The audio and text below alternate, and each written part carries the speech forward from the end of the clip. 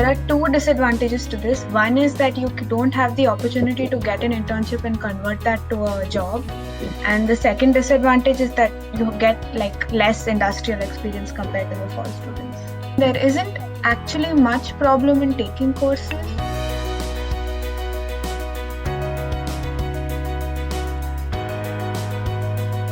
You can take up work under a professor on campus. It's called a research assistantship. You work for like 20 to 40 hours under the professor and you get paid for it.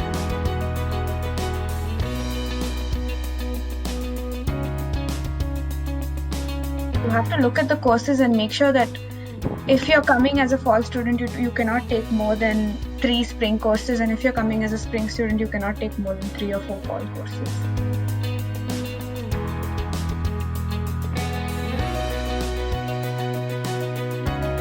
Little bit, mostly because it's very cold when you come in spring. So when you land, it's about -20 to like -10 to -20. The temperature is very, very cold. So it takes a little while to get used to it.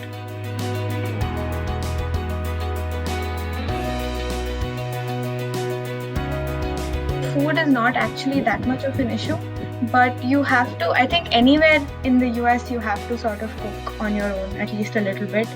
If you eat outside all the time, it's too expensive.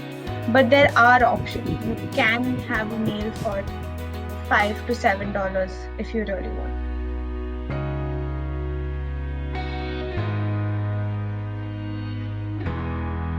It's sort of common in India that if you have an assignment, you can sort of like 1 or 2 people sit together and solve it, or one person does one prof question, the other person does another question, and then you combine your answers together. But they really don't accept that here. In fact, like they have an algorithm which checks your code for 7 parameters to make sure that it is your own code and not copied from someone else. So you can't even like copy code and change variable names. You have to write it on your own.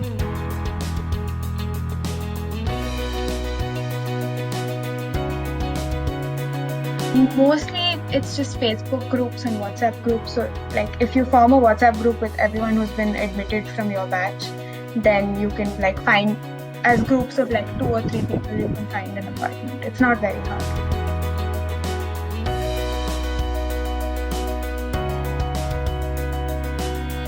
Heating is very important. Don't forget to see how the heating bill is paid, because normally gas heating is better than electric heating and also cheaper. And the second thing is, most people do allow it, but make sure that you can sublet in the summer. So because when you have a year-long lease, you have to make sure that you can like get other people to live in your room for the summer so that you don't have to pay rent.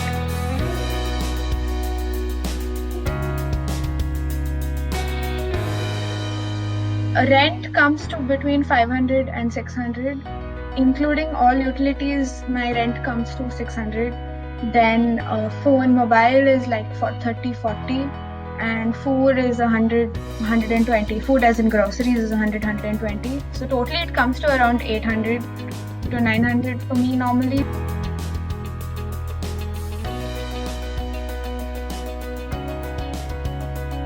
Normally they keep the orientation 1 week before start of class. So it's fine if you reach the day before orientation. It's not an issue.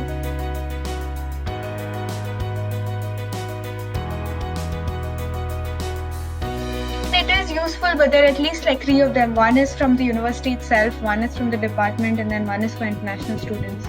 So okay, as long as you end up going to at least 2 of these 3, you should be fine.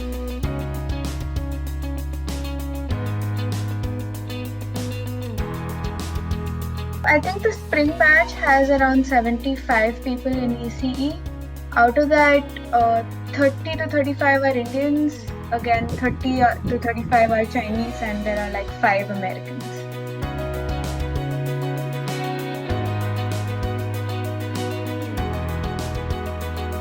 There's an organization called Graduate Student Association, which organizes a lot of activities through the year. And normally you have to pay for part of it.